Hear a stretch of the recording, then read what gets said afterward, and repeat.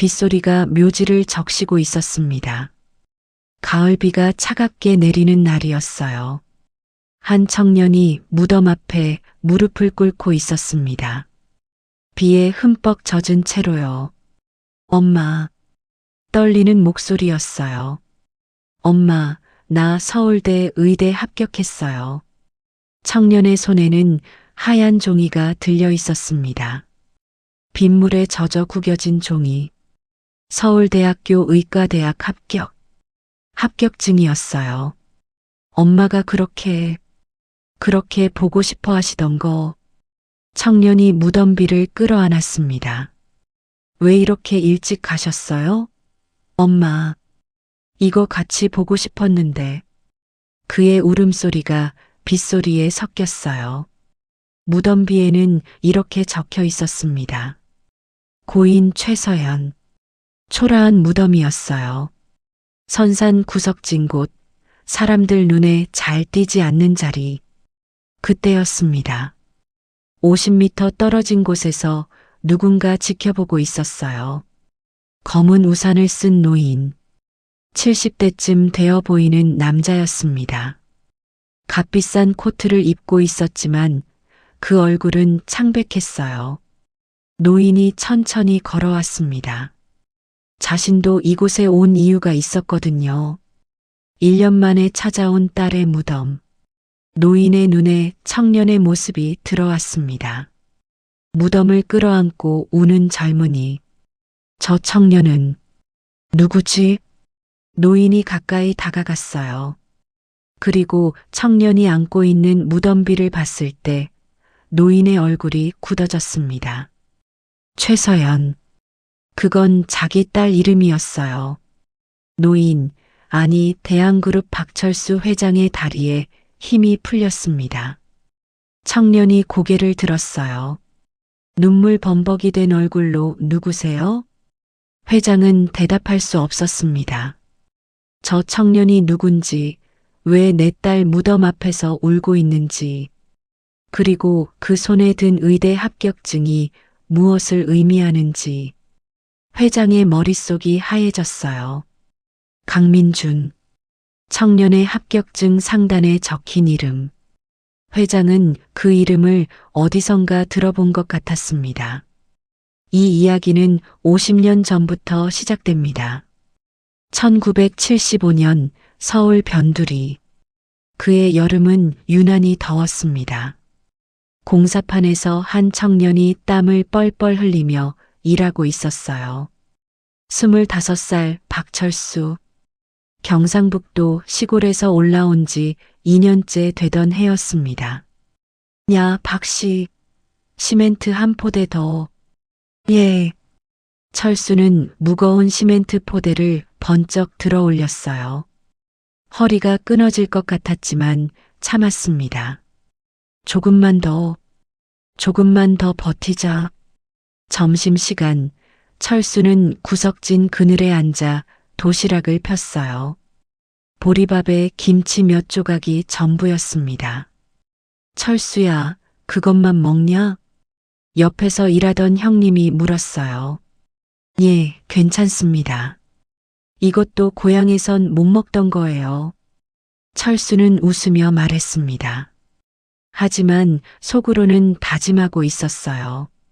언젠가는 나도 큰 회사 만들 거야.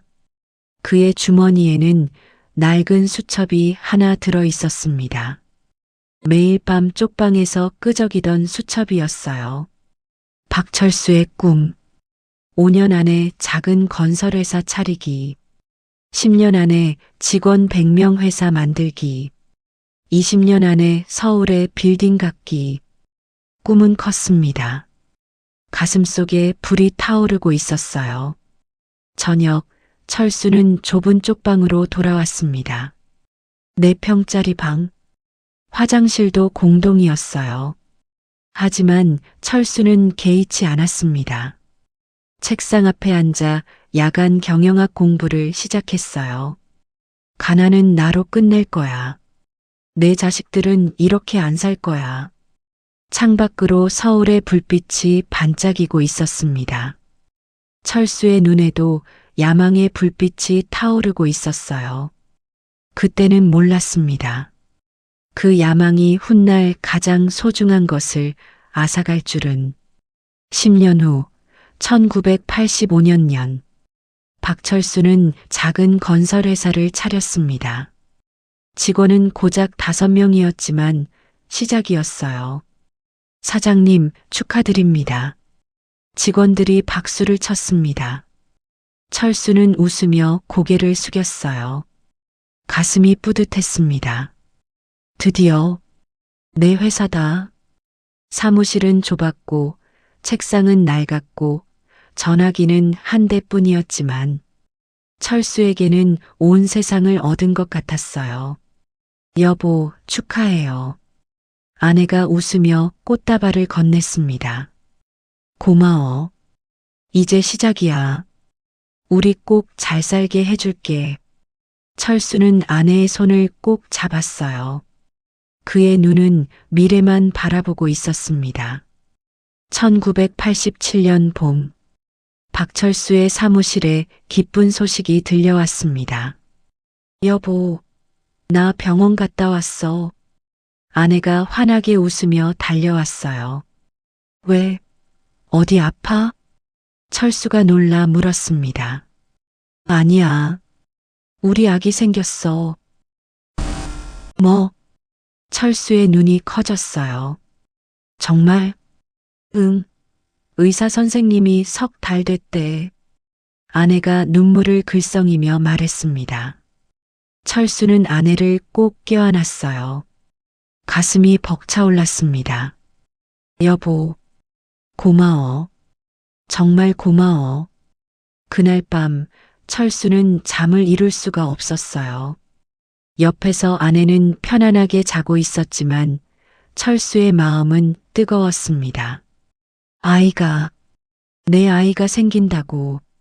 철수는 조심스럽게 아내의 배에 손을 얹었어요. 얘야, 아빠야. 작은 목소리로 속삭였습니다. 아빠가 약속할게. 너한테는 절대 가난 물려주지 않을 거야. 철수의 눈빛이 진지해졌어요. 아빠처럼 시멘트 나르고 쪽방에서 자고 보리밥 먹는 그런 삶은 안 살게 해줄 거야. 그는 주먹을 꽉 쥐었습니다. 아빠가 꼭 성공해서 너를 공주처럼, 왕자처럼 키울 거야. 좋은 집에서 좋은 학교 보내고 원하는 거 다 해줄 거야. 철수는 다짐했어요. 그러니까 조금만 기다려. 아빠가 열심히 일해서 큰 회사 만들 테니까. 창밖으로 서울의 야경이 보였습니다. 철수의 눈에는 결심이 가득했어요. 그는 몰랐습니다. 그 약속이, 그 선한 의도가 훗날 어떤 결과를 낳을지. 성공하면 모든 게 괜찮을 거라고, 돈만 있으면 행복할 거라고 믿었던 그때 철수는 알지 못했습니다. 아이가 정말 원하는 건 돈이 아니라 그저 아빠의 시간이었다는 걸.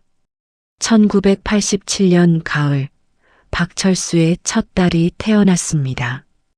이름은 서연. 여보, 우리 딸 봐. 얼마나 예쁜지. 아내가 아기를 안고 행복하게 웃었어요.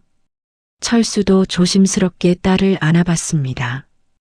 처음 안아보는 아기였어요. 서연아, 아빠야. 작고 따뜻한 생명이 품 안에 있었습니다. 철수의 가슴이 뭉클해졌어요. 아빠가 꼭 잘 살게 해줄게. 약속해. 그날부터 철수는 더 열심히 일했습니다. 회사는 조금씩 커져갔어요. 직원도 10명, 20명으로 늘어났습니다. 하지만 그만큼 바빠졌어요. 아침 일찍 나가서 밤늦게 들어오는 날이 많아졌습니다. 1990년 서연이가 3살이 되던 해. 아빠. 퇴근한 철수를 보자마자 서연이가 달려왔어요. 아빠, 오늘 유치원에서 그림 그렸어. 보여줄까? 그래, 그래. 나중에 보자. 아빠 피곤해. 철수는 넥타이를 풀며 소파에 앉았습니다. 서연이가 그림을 들고 왔지만 철수는 눈을 감고 있었어요. 아빠, 서연아, 아빠 좀 쉬게 해줘. 응? 서연이는 그림을 가슴에 안고 조용히 방으로 들어갔습니다. 그림에는 아빠와 엄마와 자기가 손잡고 있는 모습이 그려져 있었어요. 1993년 서연이 초등학교 입학식 날. 여보, 오늘 서연이 입학식인데 같이 가요. 아내가 말했습니다. 미안해. 오늘 중요한 계약 있어서 안 돼. 사진 많이 찍어와. 서연이가 얼마나 기대했는데. 나중에 비싼 선물 사줄게. 미안하다고 전해줘. 철수는 서류 가방을 들고 나갔어요. 입학식장에서 서연이는 계속 문 쪽만 바라봤습니다. 아빠가 올까봐. 하지만 아빠는 오지 않았어요. 엄마, 아빠는 왜 안 와? 아빠 바쁘셔. 서연이 위에서 열심히 일하시는 거야. 서연이는 고개를 끄덕였습니다. 하지만 눈가가 붉어졌어요. 1995년 서연이 8살. 아빠, 다음 주 토요일 내 생일이야. 그래, 벌써 그렇게 됐나? 아빠, 그날은 집에 있을 거지? 케이크 같이 먹자. 그럼 당연하지. 철수는 웃으며 대답했어요. 서연이는 신나서 달력에 동그라미를 쳤습니다. 하지만 생일 전날, 여보, 내일 부산 출장 가야 할 것 같아. 여보, 내일 서연이 생일인데, 나도 어쩔 수 없어. 큰 프로젝트야. 이거 따내면 회사가 2배로 커져. 서연이한텐 뭐라고 해요? 미안하다고 해줘. 다음에 더 큰 파티 해주겠다고. 다음 날 서연이는 아침부터 예쁜 옷을 입고 기다렸습니다. 케이크도 준비했어요. 하지만 아빠는 오지 않았습니다. 저녁이 되어서야 전화가 왔어요. 서연아, 아빠야. 생일 축하해. 미안해. 일 때문에 못 갔어. 서연아, 거기 있어? 응. 괜찮아, 아빠. 잘 다녀와. 서연이는 조용히 전화를 끊었습니다. 그리고 케이크의 초를 혼자 불었어요. 눈물이 뚝 떨어졌습니다. 초 위로 2000년 서연이 중학교 졸업식. 또다시 철수는 오지 못했어요. 사장님, 내일 중요한 미팅인데 안 가시면. 알았어, 알았어. 가야지. 졸업식장에서 다른 친구들은 부모님과 사진을 찍고 있었습니다. 서연이는 엄마하고만 사진을 찍었어요. 엄마, 아빠는 진짜 나 사랑하는 거 맞아? 그럼 당연하지. 아빠가 이렇게 열심히 일하시는 것도 다 서연이 때문이야. 그런데 왜 한 번도 안 와? 서연이의 목소리가 떨렸습니다. 엄마는 딸을 꼭 안아줬어요. 그 시간 철수는 회의실에 앉아 있었습니다. 문득 시계를 봤어요. 오후 2시, 졸업식이 끝날 시간이었습니다. 서연이, 미안하다. 조금만 더 참아라. 아빠가 더 성공하면 다 해줄 수 있어. 철수는 그렇게 스스로를 위로했습니다. 하지만 딸의 마음에는 조금씩 금이 가고 있었어요. 사랑하는 아빠. 하지만 늘 바쁜 아빠. 함께 있어주지 않는 아빠. 서연이는 혼자 크고 있었습니다. 그렇게 시간이 흘렀습니다. 2006년 봄. 서연이는 28살이 되었습니다. 대학을 졸업하고 작은 회사에 다니고 있었어요. 그날 저녁 서연이가 집에 왔을 때 얼굴이 환했습니다. 아빠, 엄마, 할 말이 있어요. 거실에 앉아있던 철수가 고개를 들었어요. 뭔데? 저, 소개하고 싶은 사람이 있어요. 소개? 서연이가 문을 열었습니다. 그리고 젊은 남자가 들어왔어요. 안녕하세요. 저는 김진우라고 합니다. 남자는 긴장한 얼굴로 인사했습니다. 철수는 남자를 위아래로 훑어봤어요. 싸구려 정장의 낡은 구두. 손에는 굳은 살이 가득했습니다. 앉아보세요. 철수의 목소리가 차가웠어요. 저희 결혼하고 싶습니다. 진우가 용기를 내어 말했습니다. 결혼? 철수의 눈썹이 올라갔어요. 네. 서연 씨를 정말 사랑합니다. 평생 잘 모시겠습니다. 직업이 뭡니까? 지금은 건설 현장에서 일하고 있습니다. 학력은 고졸입니다. 철수는 코웃음을 쳤습니다. 서연아, 나 좀 보자. 철수는 서연이를 서재로 데려갔어요. 너 미쳤어? 그런 남자랑 결혼한다고? 아빠, 진우 씨는 착한 사람이에요. 저를 정말 사랑해주고. 사랑으로 밥 먹고 사냐? 철수의 목소리가 커졌습니다. 내가 너를 어떻게 키웠는데, 좋은 대학 보내고, 좋은 옷 입히고, 전 그런 거 원한 적 없어요. 서연이도 목소리를 높였어요. 전 그냥 아빠가 옆에 있어주길 원했어요. 입학식 때, 졸업식 때, 생일 때. 서연이의 눈에서 눈물이 흘렀습니다. 그런데 아빠는 한 번도 없었잖아요. 철수는 입을 다물었어요. 이제라도 제 행복을 지지해 주세요. 진우 씨는 착한 사람이에요. 안 돼. 철수는 단호하게 말했습니다. 그 가난뱅이랑 결혼하면 고생만 하다 끝나. 내가 사람 보는 눈은 있어. 아빠, 내 말 안 들을 거야? 그럼 나가. 그 남자랑 살고 싶으면 내 딸이라고 생각하지 마. 정말 그러실 거예요? 서연이가 떨리는 목소리로 물었습니다. 그래, 내 선택이야. 철수는 팔짱을 꼈어요. 서연이는 아버지를 한참 바라봤습니다. 그 눈빛에는 실망과 슬픔이 가득했어요. 알겠어요. 그럼 전 나가겠습니다. 제가 아빠 집에서 나가면 되잖아요. 서연이는 돌아섰습니다. 서연아, 너 진심이야? 네. 아빠도 진심이시잖아요. 서연이는 거실로 나갔어요. 진우의 손을 잡았습니다. 가요. 우리 둘이서 잘 살아요. 서연 씨. 둘은 현관문을 나섰습니다. 서연아. 철수가 소리쳤지만 서연이는 돌아보지 않았어요. 문이 닫혔습니다. 철수는 멍하니 서 있었습니다. 아내가 눈물을 흘리며 말했어요.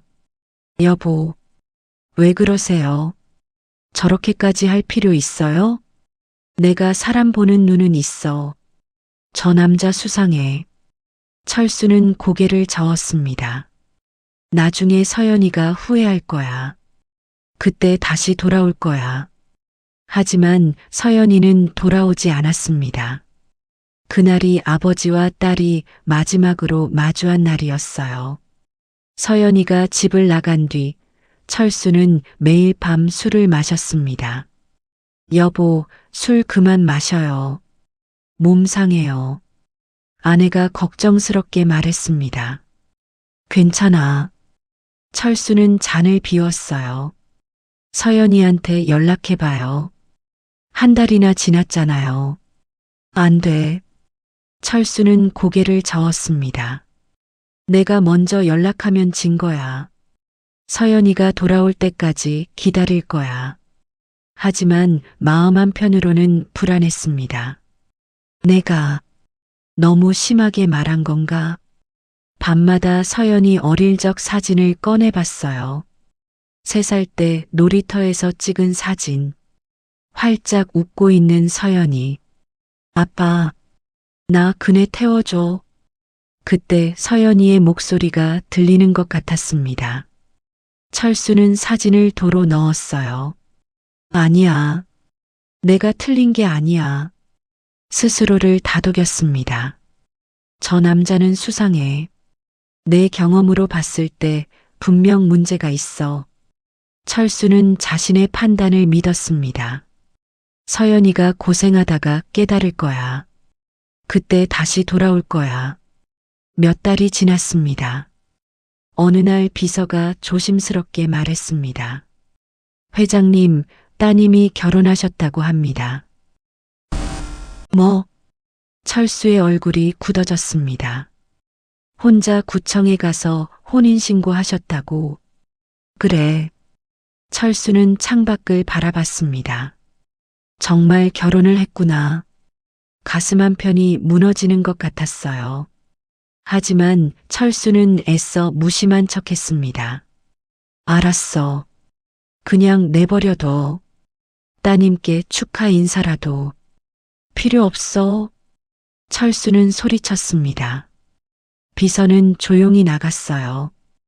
혼자 남은 철수는 책상에 얼굴을 묻었습니다. 서연아, 너 정말 괜찮은 거냐?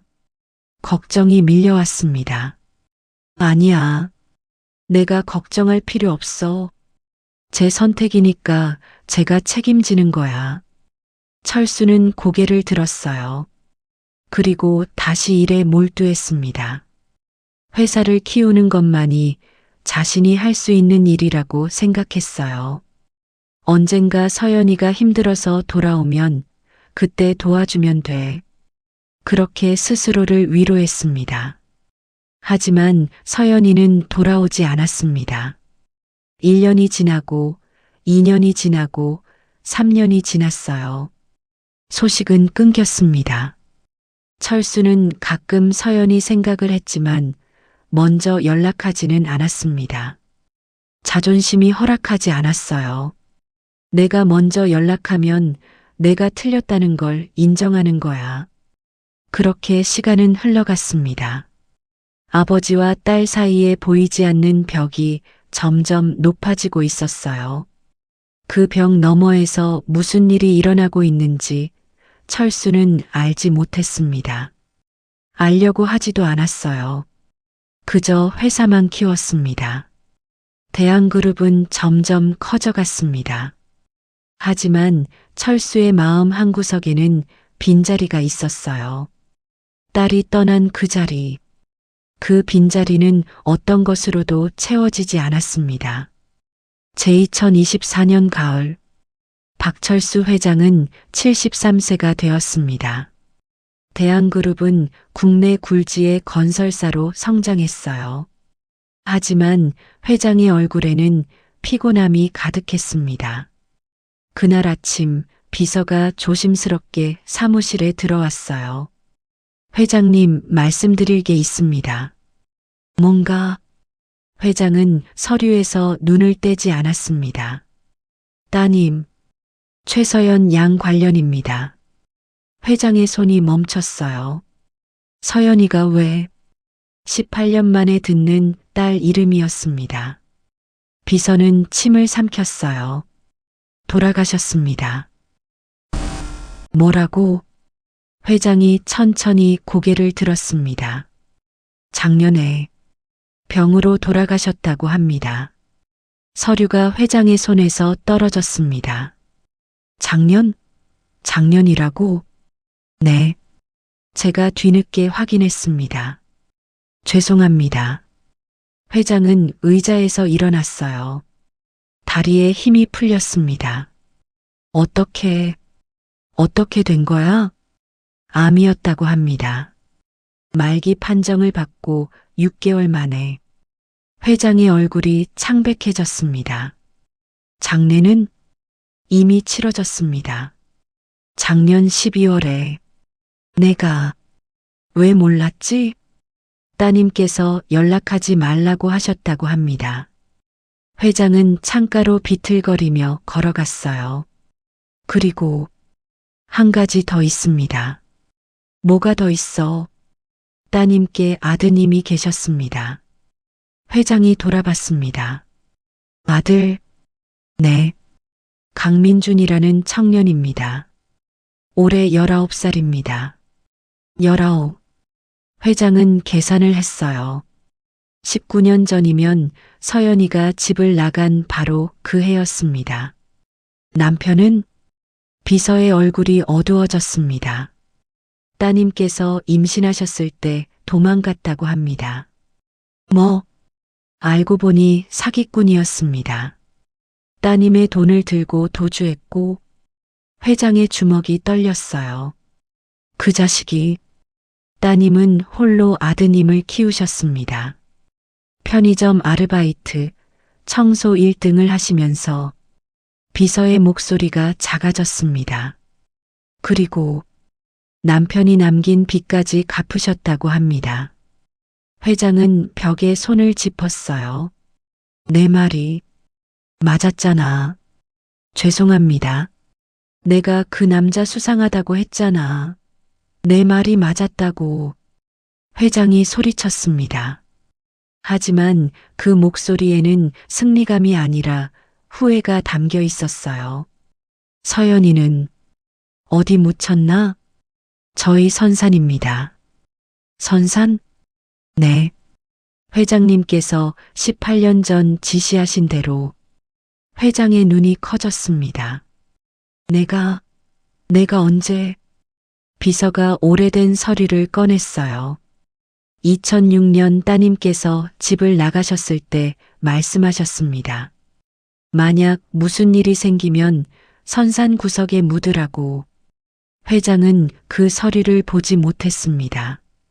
자신이 그런 말을 했다는 게 기억나지 않았어요. 아니, 기억하고 싶지 않았습니다. 어디? 정확히 어디에?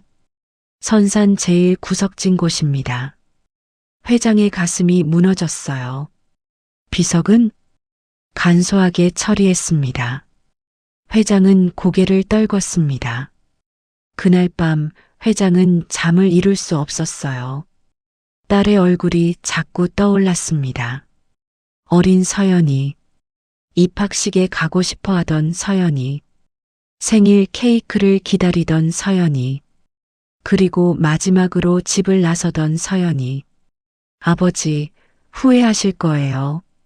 서연이의 마지막 말이 귓가에 맴돌았습니다. 이틀 후 회장은 선산을 찾았습니다. 비가 내리고 있었어요. 운전기사에게 차에서 기다리라고 했습니다. 회장은 혼자 우산을 쓰고 걸었어요. 선산 구석진 곳. 정말 외진 곳이었습니다. 그리고 그곳에서 작은 무덤을 발견했어요. 고인 최서연. 1987년에서 2024년. 비석도 제대로 없는 초라한 무덤이었습니다. 회장은 무릎을 꿇었어요. 서연아. 목소리가 떨렸습니다. 아빠가 왔다. 빗물이 얼굴을 타고 흘렀습니다. 눈물인지 빗물인지 구분할 수 없었어요. 미안하다. 정말 미안하다. 그때였습니다. 50m쯤 떨어진 곳에서 누군가 우는 소리가 들렸어요. 회장이 고개를 들었습니다. 한 청년이 무덤 앞에서 무릎 꿇고 울고 있었어요. 엄마, 나 붙었어. 정말 붙었어. 청년의 목소리가 빗속에 울려 퍼졌습니다. 회장은 천천히 일어났어요. 그리고 청년 쪽으로 걸어갔습니다. 가까이 가서 보니 청년은 무언가를 꼭 쥐고 있었어요. 종이 한 장. 엄마, 이거 보여드리고 싶었어요. 서울대학교 의과대학. 청년이 흐느꼈습니다. 회장은 청년의 옆모습을 봤습니다. 순간 심장이 멎는 것 같았어요. 저 얼굴, 서연이를 닮았어. 콧날, 이마, 눈매. 모두 딸을 닮아 있었습니다. 회장의 입술이 떨렸어요. 저기, 청년이 놀라 고개를 돌렸습니다. 네, 눈물 범벅인 얼굴이었어요. 19살, 아직 어린 얼굴. 실례지만, 자네 이름이 강민준인데요. 왜 물으시는지. 회장의 다리에서 힘이 빠졌습니다. 민준. 비서가 말한 그 이름. 자네, 최서연을 아는가? 민준의 눈이 커졌어요. 어떻게 우리 엄마를, 엄마? 회장의 목소리가 갈라졌습니다. 네, 제 엄마예요. 근데 누구세요? 회장은 대답할 수 없었습니다. 그저 청년을 바라봤어요. 서연이의 아들, 자신의 외손자, 19년간 존재조차 몰랐던 핏줄. 저는 회장의 입술이 떨렸습니다. 저는 서연이 아버지요. 민준의 얼굴이 굳어졌습니다. 할아버지? 그래. 침묵이 흘렀습니다. 빗소리만 들렸어요. 민준이 천천히 입을 열었습니다. 할아버지라고요? 그 목소리에는 놀라움과 함께 다른 감정이 섞여 있었습니다. 엄마가 그렇게 찾으셨는데. 민준의 눈에서 눈물이 다시 흘렀어요. 당신은 왜 이제 오신 거예요? 회장은 아무 말도 할 수 없었습니다. 엄마가 얼마나 할아버지 보고 싶어 하셨는지 아세요? 민준의 목소리가 떨렸습니다. 편의점에서 일하시다가도, 청소 일하시다가도, 아플 때도. 민준이 흐느꼈어요. 엄마는 늘 말씀하셨어요. 할아버지는 바쁘신 분이시니까 이해해야 한다고. 회장의 가슴이 무너졌습니다. 엄마는 한 번도 할아버지 욕 안 하셨어요. 단 한 번도요. 민준아, 그런데 당신은 왜 한 번도 안 찾아오신 거예요? 전화 한 통, 편지 한 장도 없었잖아요. 민준이 소리쳤습니다. 회장은 고개를 숙였어요. 미안하다. 정말 미안하다. 미안하다고 다해요? 엄마가 돌아가시기 전에 오셨어야죠. 민준의 목소리가 절규에 가까웠습니다. 회장은 무릎을 꿇었어요. 내가 잘못했다. 용서해다오. 73년을 살아온 노인이 19살 청년 앞에서 무릎을 꿇었습니다. 빗물이 두 사람을 적셨어요. 한참 동안 둘은 그렇게 있었습니다. 민준이 먼저 입을 열었어요. 엄마가 할아버지 이야기 많이 해주셨어요. 회장이 고개를 들었습니다. 어렸을 때는 할아버지랑 놀이터 가는 게 제일 좋았대요. 그네도 태워주시고. 민준이 작게 웃었어요. 슬픈 웃음이었습니다. 엄마는 늘 말씀하셨어요. 할아버지가 나쁜 분이 아니라고. 그냥 표현을 못 하시는 거라고. 회장의 눈에서 눈물이 쏟아졌습니다. 그런데 저는 그 말을 믿을 수가 없었어요. 민준이 고개를 저었습니다. 엄마가 아플 때, 돈이 없어서 병원도 제대로 못 갈 때 저는 생각했어요. 할아버지가 정말 엄마를 사랑하셨다면 이럴 수 없다고. 회장은 아무 말도 할 수 없었어요. 민준이 주머니에서 뭔가를 꺼냈습니다. 낡은 봉투였어요. 엄마가 돌아가시기 전에 이거 주셨어요. 이게 뭔가 할아버지께 드리라고 하셨어요. 만약 할아버지를 만나게 되면요. 회장은 떨리는 손으로 봉투를 받았습니다. 봉투 겉면에는 이렇게 적혀 있었어요. 아버지께. 서연이의 글씨였습니다. 회장은 봉투를 열었어요. 안에는 편지 한 장이 들어 있었습니다. 비에 젖지 않게 조심스럽게 펼쳤습니다. 아버지, 이 편지를 읽고 계시다면 제가 떠난 후겠죠. 아버지, 전 한 번도 아버지를 원망한 적 없어요. 아버지도 저를 사랑하셨다는 거 알아요. 다만 표현이 서툴렀을 뿐이죠. 제게는 아들이 있어요. 이름은 민준이. 아버지처럼 똑똑하고 의지가 강한 아이예요. 이 아이를 부탁드려요. 민준이는 의사가 되고 싶어 해요. 사람을 살리는 일을 하고 싶대요.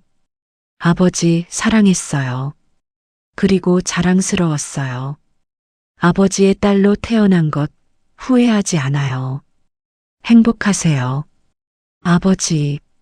마이너스 서연 올림. 편지를 읽는 회장의 손이 떨렸습니다. 서연아. 회장은 편지를 가슴에 안았어요.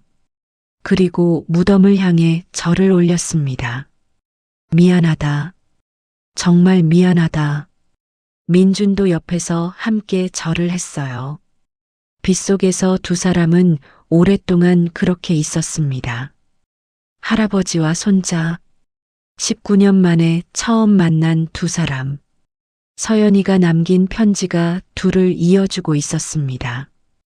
그날 이후 회장은 민준을 다시 만났습니다. 서울 변두리 낡은 고시원 앞이었어요. 여기서 사는 건가? 회장이 건물을 올려다봤습니다. 네. 엄마 돌아가신 후로요. 민준이 작게 대답했습니다. 들어가 봐도 되겠나? 네. 좁은 계단을 올라갔어요. 3층까지. 복도는 어둡고 곰팡이 냄새가 났습니다. 민준이 문을 열었어요. 2평도 안 되는 방이었습니다. 책상 하나, 침대 하나, 그게 전부였어요. 여기서 공부했나? 네. 재수했거든요. 민준이 책상 위 책들을 정리했습니다. 의학 서적, 수험서들이 가득했어요. 회장은 방을 둘러봤습니다. 벽에는 서연의 사진이 붙어 있었어요. 환하게 웃고 있는 서연. 회장의 가슴이 먹먹해졌습니다. 엄마가 이 방 구해주셨어요. 민준이 말했습니다. 엄마 아프신데도 일하셔서 보증금 만드셨어요. 엄마는 늘 말씀하셨어요. 민준이가 공부만 하면 된다고. 나머지는 엄마가 다 할 테니까. 민준의 목소리가 떨렸어요. 그런데 저는 몰랐어요. 엄마가 아프신 줄. 민준아. 병원비가 없어서 치료도 못 받으셨대요. 제 학원비 내시느라. 민준이 고개를 숙였습니다. 제가 알았으면. 회장은 민준의 어깨에 손을 올렸어요. 내 잘못이 아니야. 제 잘못이에요. 제가 눈치를 챘어야 했어요. 민준이 울먹였습니다. 회장은 아무 말도 할 수 없었어요. 그날 민준에게 서연의 이야기를 더 들었습니다. 엄마는 편의점에서 야간 알바하셨어요. 밤 10시부터 아침 6시까지. 민준이 말했습니다. 그리고 낮에는 청소 일하셨어요. 오피스텔이랑 빌딩. 그렇게 힘들게. 네. 그래도 엄마는 늘 웃으셨어요. 제 앞에서는요. 민준이 작게 웃었습니다. 제가 학교에서 상 타면 엄마가 제일 좋아하셨어요. 내 아들 최고라고. 서연이가 그랬구나. 엄마 꿈이 뭔지 아세요? 민준이 물었습니다. 회장이 고개를 저었어요. 저를 의사 만드는 거였어요. 그게 엄마 유일한 꿈이었대요. 민준의 눈에 눈물이 고였습니다. 그래서 저도 꼭 의사가 되고 싶었어요. 엄마 꿈 이뤄드리고 싶어서. 회장은 민준을 바라봤어요. 19살. 아직 어린 나이에 너무 많은 걸 짊어진 아이. 그런데 민준이 말을 이었습니다. 작년에 엄마가 갑자기 쓰러지셨어요. 병원에 모셔갔더니 의사 선생님이 말씀하셨어요. 이미 말기라고, 6개월 정도 남았다고. 민준의 목소리가 갈라졌어요. 엄마는 병원비가 없어서 치료를 포기하셨어요. 그냥 집에서 계셨어요. 그런데 왜 나한테? 엄마가 안 하라고 하셨어요. 할아버지한테 연락하지 말라고. 민준이 고개를 저었습니다. 엄마 말이요, 할아버지께 짐이 되고 싶지 않대요. 혼자 나온 건데 혼자 책임져야 한다고. 회장의 주먹이 떨렸어요. 그리고 한 가지 더 있어요. 민준이 조심스럽게 말했습니다. 뭔가 제 아빠요.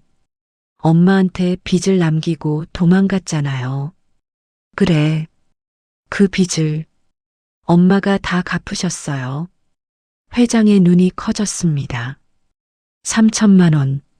15년 동안 조금씩 갚으셨대요. 미친. 엄마는 그게 자기 책임이래요. 사람을 잘못 봤으니까. 민준이 울먹였습니다. 그래서 더 힘들게 사셨어요. 빚도 갚고 저도 키우고. 회장은 벽에 기댔어요. 다리에 힘이 풀렸습니다. 내가 뭘 한 거야? 회장이 중얼거렸습니다. 할아버지, 내가 딸을 죽인 거야. 내가. 회장의 눈에서 눈물이 흘렀어요. 내가 서연이 말 들었어야 했어. 내가 도와줬어야 했어. 할아버지. 근데 나는 자존심 때문에 내 말이 맞다는 걸 증명하고 싶어서. 회장이 무너졌습니다. 민주는 말없이 옆에 앉았어요. 한참을 그렇게 있었습니다. 며칠 후 회장은 서연이가 살던 곳을 찾았습니다. 민준이 안내했어요. 여기에요. 작은 원룸이었습니다. 민준이가 10살 때부터 여기서 살았어요. 민준이 문을 열었어요. 10평 남짓한 방. 부엌과 화장실이 딸린 단칸 방이었습니다. 엄마랑 저랑 여기서 9년 살았어요. 회장은 방 안으로 들어갔습니다. 낡은 가구들, 바른 벽지, 하지만 깨끗하게 정돈되어 있었어요. 엄마가 청소하는 걸 좋아하셨거든요. 집은 늘 깨끗해야 한다고 민준이 말했습니다. 회장은 방을 둘러봤어요. 작은 책장에는 민준의 상장들이 가득했습니다. 전교 1등, 모범상, 학업 우수상. 회장이 하나하나 읽어내려갔어요. 엄마가 다 모아두셨어요. 제 상장이 엄마 자랑이었거든요. 민준이 웃었습니다. 옷장 위에는 낡은 상자가 하나 있었어요. 저게 뭔가 엄마 유품이요. 아직 정리 못했어요. 봐도 되겠나? 네. 회장은 상자를 내렸습니다. 조심스럽게 열었어요. 안에는 낡은 수첩이 들어 있었습니다. 회장은 수첩을 펼쳤어요. 서연이의 일기장이었습니다. 첫 페이지. 2006년 1월 1일. 오늘 민준이가 태어났다. 3.2kg. 건강한 아들. 아빠한테 전화했다. 받지 않으셨다. 괜찮아. 나중에 다시 하자. 회장의 손이 떨렸어요. 다음 페이지. 2006년 2월 15일. 민준이가 웃었다. 정말 예쁘다. 아빠한테 보여드리고 싶다. 하지만 참아야지. 또 다음 페이지. 2007년 3월 5일. 편의점 알바 시작했다. 월 100만 원. 빚 갚고 나면 30만 원 남는다. 괜찮아. 할 수 있어. 회장은 계속 넘겼습니다. 2008년 6월 20일 민준이가 아빠 물어봤다. 아빠는 어디 갔냐고. 뭐라고 대답해야 할까? 하늘나라 갔다고 했다. 2009년 12월 5일 빚 1,000만 원 남았다. 조금만 더. 민준아, 엄마가 꼭 갚을게. 2012년 4월 1일 민준이가 전교 1등 했다. 우리 아들 천재인가 봐. 아빠한테 자랑하고 싶다. 페이지가 넘어갈수록 회장의 눈에서 눈물이 흘렀습니다. 2015년 8월 10일 민준이가 의사 되고 싶대. 좋은 꿈이야. 엄마가 꼭 의대 보낼게. 2018년 3월 2일 빚 다 갚았다. 13년 걸렸다. 이제 민준이한테만 집중할 수 있어. 2023년 1월 5일 민준이 재수 시작했다. 학원비 200만 원. 아르바이트 하나 더 해야겠다. 그리고 마지막 페이지. 2024년 6월 10일 회장는 숨을 멈췄어요. 오늘 병원 갔다. 의사 선생님이 6개월이래. 민준이한테는 말하지 말아야지. 수능 앞두고 있는데 걱정 끼치면 안 돼. 2024년 9월 5일 민준이가 모의고사 1등급 나왔다. 의대 갈 수 있대. 엄마 정말 기쁘다. 조금만 더 버티자.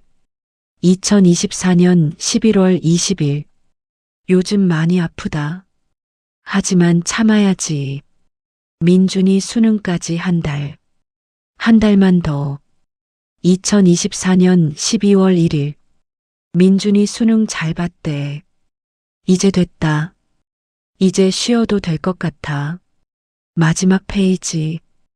2024년 12월 10일 아버지 보고 싶다. 민준이가 의대 가면 꼭 연락드려야지. 아버지께 자랑하고 싶다. 아버지의 딸로 태어나서 행복했다고 말씀드리고 싶다. 사랑해요, 아버지. 회장는 일기장을 가슴에 안았어요. 서연아. 회장이 울부짖었습니다. 내가 미안해. 정말 미안해. 민준도 함께 울었습니다. 좁은 방 안에서 두 사람은 한참을 울었어요. 서연이가 남긴 19년의 기록. 그 기록 속에는 사랑과 희생, 그리고 용서가 담겨 있었습니다. 회장은 알았습니다. 자신이 얼마나 큰 것을 잃었는지, 자신이 얼마나 잘못 살아왔는지, 그리고 이제는 돌이킬 수 없다는 것을. 밖에서 빗소리가 들렸어요. 또 비가 내리고 있었습니다. 회장은 창밖을 바라봤어요. 서연아, 아빠가 이제라도 제대로 할게. 작은 목소리로 속삭였습니다. 민준이는 내가 지킬게. 약속할게. 빗소리만 대답했습니다. 그날 밤 회장은 결심했습니다. 서연아, 내가 내 몫까지 할게. 작은 원룸 창가에 서서 중얼거렸어요. 민준이는 내가 지킨다. 약속할게. 다음 날 회장은 민준을 불렀습니다. 할아버지, 왜 부르셨어요? 민준아, 등록금은 얼마나 드나? 1년에 1,000만 원 정도요. 근데 왜요? 내가 낼게. 네. 민준이 놀란 얼굴로 회장을 봤어요. 할아버지가 학비 다 낼 테니 공부만 해라. 아니에요, 괜찮아요. 제가 알아서 어떻게 한다는 거냐? 회장의 목소리가 단호했습니다. 학자금 대출받고 아르바이트 하면. 안 돼. 회장가 고개를 저었어요. 내 엄마가 19년간 얼마나 고생했는데. 이제는 내가 할 차례야. 하지만 민준아, 회장은 민준의 손을 잡았습니다. 할아버지가 늦었어.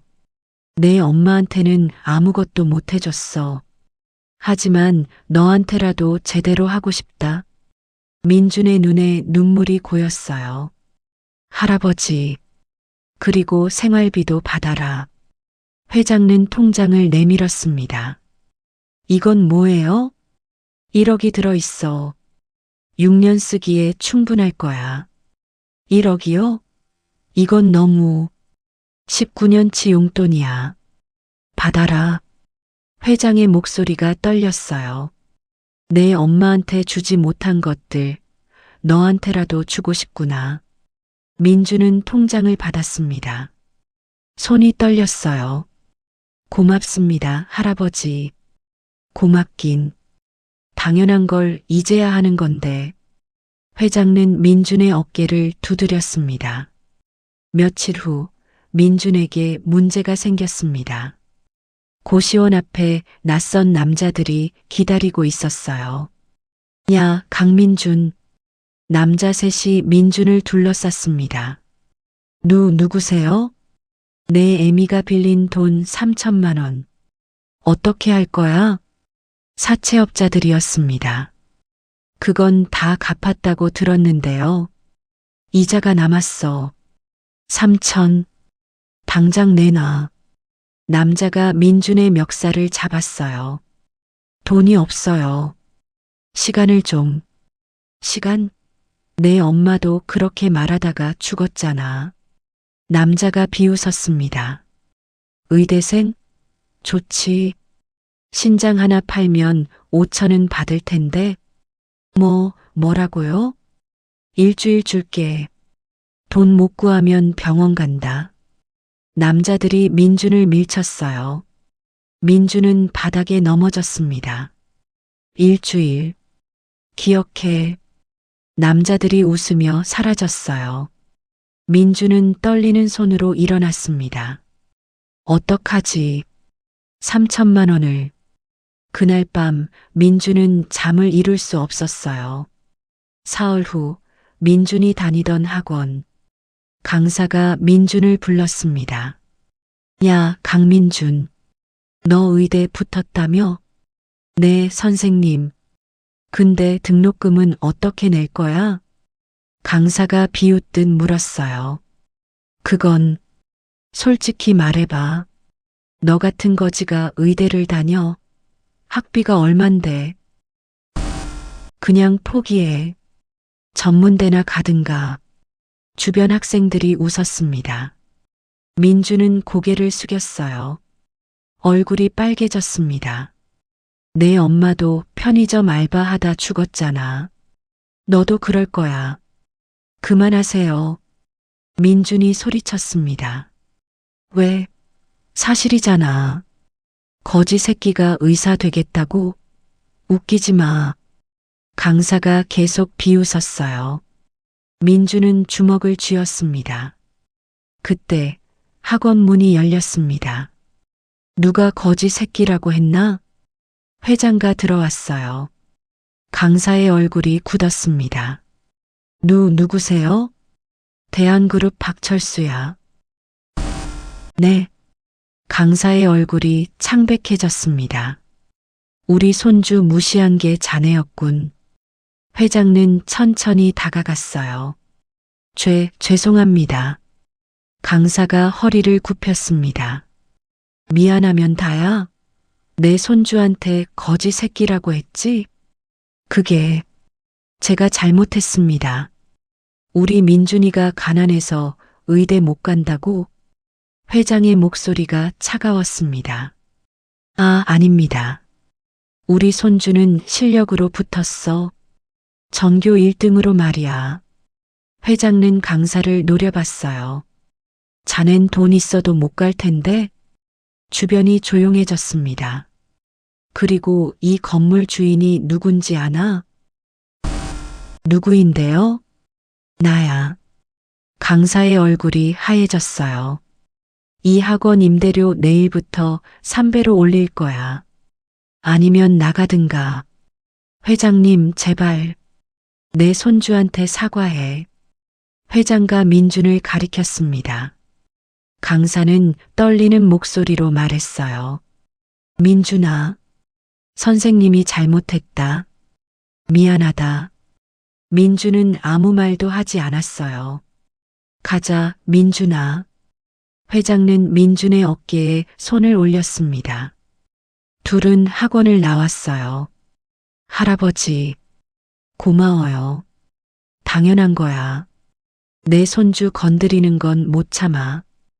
회장가 웃었습니다. 며칠 후 사채업자들이 다시 나타났습니다. 야, 강민준, 돈은? 고시원 앞에서 남자들이 민준을 막았어요. 돈이? 아직? 이 새끼가 진짜? 남자가 민준의 멱살을 잡았습니다. 오늘이 마지막이야. 돈 내놔. 저기요. 뒤에서 목소리가 들렸습니다. 회장가 서 있었어요. 누구세요, 영감? 얼마라고 했나? 내 손주한테 받을 돈. 얼마야? 3천만 원인데 왜? 남자가 어리둥절해했습니다. 회장은 가방을 열었어요. 현금 다발이 가득했습니다. 여기 3억 있어. 3억이요? 3천 주고 나머지는 위로금이야. 회장가 가방을 던졌습니다. 조건이 있어. 뭔데요? 다시는 내 손주 앞에 나타나지 마. 만약 또 나타나면 회장의 눈빛이 차갑게 변했어요. 내가 직접 처리할 거야. 알아들었나? 남자들은 고개를 끄덕였습니다. 알겠습니다. 가방을 들고 황급히 도망갔어요. 민주는 멍하니 서 있었습니다. 할아버지, 괜찮아. 이제 아무도 널 괴롭히지 못해. 회장은 민준을 안았어요. 할아버지가 지켜줄게. 민준은 회장의 품에서 울었습니다. 일주일 후 회장은 기자회견을 열었습니다. 오늘 중요한 발표가 있습니다. 기자들이 카메라를 들었어요. 최서연 장학재단을 설립합니다. 회장님, 최서연은 누구입니까? 제 딸입니다. 작년에 세상을 떠났습니다. 회장의 목소리가 떨렸어요. 이 재단은 매년 100명의 어려운 의대생을 지원할 것입니다. 얼마를 지원하실 겁니까? 1인당 6년간 전액, 학비와 생활비 모두요. 기자들이 웅성거렸습니다. 왜 의대생입니까? 제 딸의 꿈이었습니다. 아들을 의사로 만드는 것. 회장은 눈물을 닦았어요. 딸이 이루지 못한 꿈을 다른 아이들이 이루길 바랍니다. 감동적이십니다, 회장님. 아닙니다. 제가 늦었을 뿐입니다. 회장은 고개를 숙였습니다.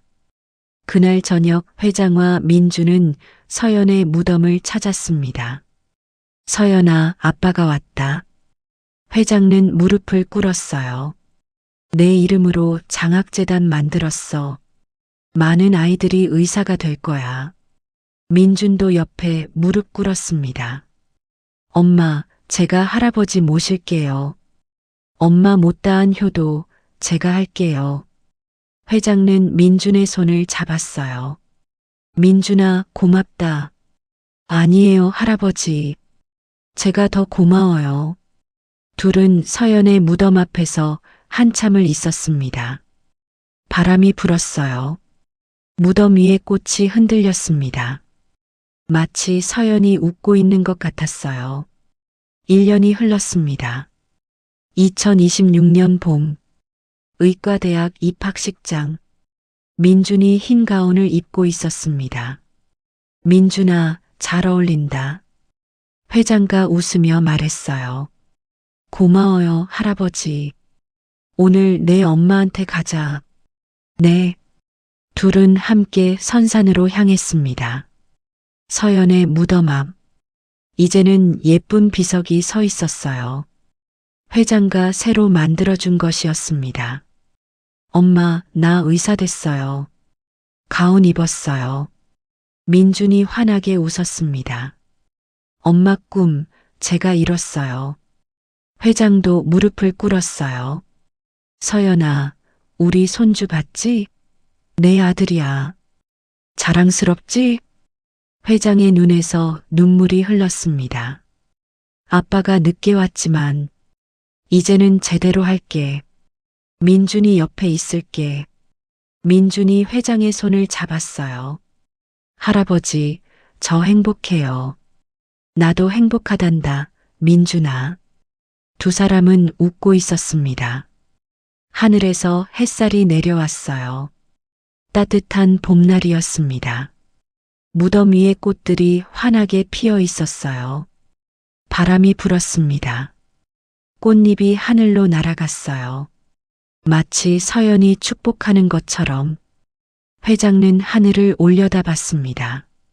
서연아, 사랑한다. 그리고 미안하다. 작은 목소리로 속삭였어요. 하지만 이제는 괜찮아. 아빠가 민준이 잘 키울게. 약속할게. 민준도 하늘을 봤습니다. 엄마 사랑해요. 보고 싶어요. 두 사람의 목소리가 바람에 실려갔습니다. 그리고 어디선가 따뜻한 목소리가 들리는 것 같았어요. 고마워요, 아버지. 사랑해요. 서연의 목소리 같았습니다. 회장은 눈을 감았어요. 눈물이 흘렀습니다. 하지만 이번에는 후회의 눈물이 아니었어요. 감사의 눈물이었습니다. 딸이 남긴 선물, 민준이라는 소중한 손자, 그리고 다시 시작할 수 있는 기회. 회장은 민준의 어깨에 손을 올렸습니다. 민준아, 앞으로 할아버지랑 같이 살자. 정말요? 그래. 이제 우리 가족이잖아. 좋아요, 할아버지. 민준이 환하게 웃었어요. 둘은 손을 잡고 무덤 앞을 떠났습니다. 뒤돌아보니 무덤 위에 나비 한 마리가 앉아 있었어요. 하얀 나비. 나비가 날개를 펄럭이며 날아갔습니다. 하늘 높이 회장과 민준은 그 나비를 바라봤어요. 그리고 함께 걸어갔습니다. 새로운 시작을 향해. 효도는 결코 늦지 않습니다. 사랑한다는 말도 미안하다는 말도 지금이라도 하면 됩니다. 그리고 남은 시간을 함께 만들어가면 됩니다. 박철수와 강민준, 할아버지와 손자, 두 사람의 이야기는 이제 시작입니다.